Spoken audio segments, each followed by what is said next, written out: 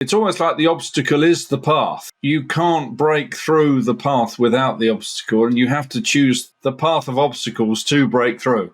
Most people know that life is not a walk in the park, and they probably know that depending on their childhood or their education years or their early career years or some event in their career. But the real challenge is getting up and coming back and doing it again and working your way back. Let's see where it goes, Thomas. I'm excited to have you on the show. And first, I'd love to just dive right on in. What's the hardest thing starting from in this moment to all the way back in your childhood? What's the hardest thing that you're be willing to share today that you've overcome or endured in your life, Thomas? I would say it's recovering from a failure, from a business failure.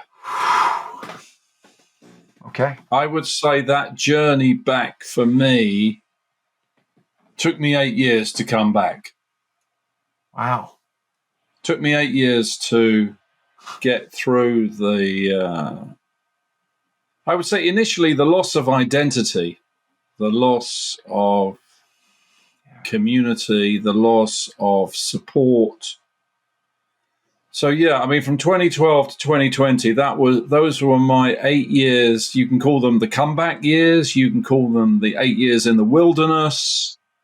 You can call them 8 years of pain. You can call them 8 years of sadness or depression.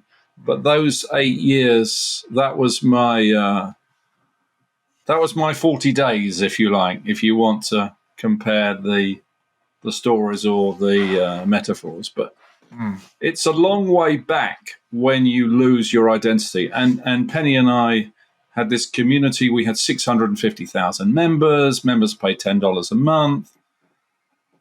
And we built that from 1998 to 2012. And we were smashed to pieces then by the free Facebook and the free LinkedIn. And having a community of that size, 650,000 members is a lot to build without venture capital. And then to have your sort of life ripped out of you, because it was like losing a child. Effectively, you go into grief. And so I quite like now calling them the comeback years, because you've prompted me to even say that. I've never thought of them like that. So, Matt, you've already helped me out by dragging that out of me. But that's the answer to your question, the recovery from the failure. And, yeah. Thank you. Coming back was very, very hard. I want to honor you for coming up with that, the comeback years, and those were the challenging years, and I think it's important, and you shared it because some people look at those who are influential, who are successful, who have a large following, and they think, man, it's super easy for them. They got it all figured out. They're wealthier, they're better looking, or they're healthier. They just know people. They got all these advantages, and even those who build a community of 650,000 followers struggle with the same stuff the rest of us struggle. You may not know about all the struggles. So that's why I ask, is to show others that there is hope and that they can do it too. That if Thomas Power, this man who has built an empire, had it ripped away, if he can do it and come back from it to where he is today, then there's hope for all of us. So I honor you for sharing that. Yeah, I think so. But I do think the way this game is designed, the way life is designed, it's designed in a way to really challenge you and to force you into failure. And it might be in business, it might be in relationships, it might be with family, it might be with children. But the way the cards are laid out or dealt to each of us, by whatever force is dealing the cards, be that God or an entity or some kind of energy, but everyone is dealt some kind of force, energy, system, deck to play. And depending on where you're born, obviously different resources. If you're born in the middle of Africa to the middle of Ukraine to North Carolina to the southeast of England, you have different resources wrapped around your card game. But whatever set of cards you're dealt, you are going to hit big obstacles. And often I think the it's almost like the obstacle is the path. You can't break through the path without the obstacle, and you have to choose the path of obstacles to break through. Absolutely. Yeah, and there's no And path however well without organized you are. obstacles. Mm-hmm. Yeah. And so I think most people know, I'm 59, most people know that life is not a walk in the park. And they probably know that depending on their childhood or their education years or their early career years or some event in their career. But the real challenge is getting up and coming back and doing it again and working your way back. And you might face health issues. I've been through bowel cancer and chemo. You might our daughter was kidnapped and raped in 2016. So events happen that really challenge your life. And however smooth sailing or plain sailing it might look to someone, when you lay out the decades that you live through, you're going to hit some big obstacles, and they're not easy to pass through or surmount or go round. And so I'm intrigued as to why life is played to us in this form.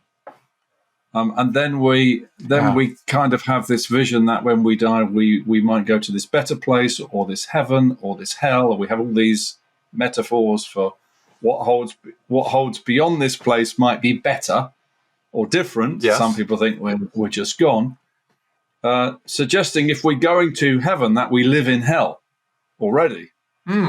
Because so. But yes. I would say business is challenging, life is challenging, but at the same time, it's also incredibly good fun to play the game. Absolutely. And you don't get the chance to have that fun if you don't at least try to play the game, even when it's and it's hard. It's hardest. Yeah.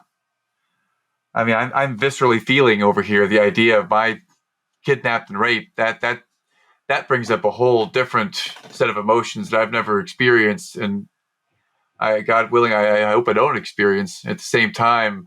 I hope you don't too. Yeah, that itself feels incredibly challenging, and the business is challenging. So all of these challenges together frame the comeback years. So I suppose I would ask this, Thomas. You call it the comeback years. It was the challenging time for you. What inspiration do you draw from, or how do you start to frame these years as you go into them in 2012 when the business collapses? I mean, what was on your mind in those days, weeks when things started to crumble? Yeah, it's after 14 years. It's a very sad time.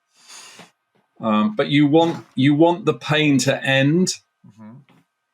So, in the same way, if you've been with people as they've died, I've been with half a dozen people holding their hands as they've died. And it's with various different experiences.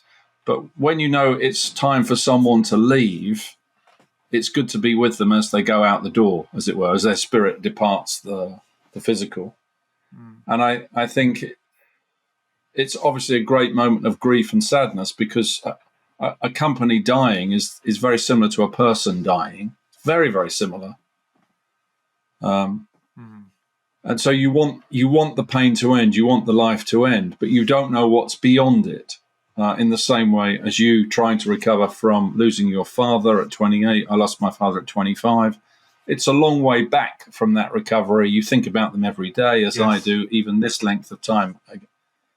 And we all lose a lot of people in our lives. But I think I would say back in 2012, I wanted the pain to end so I could be free, but I didn't realize that freedom was 8 years of pain.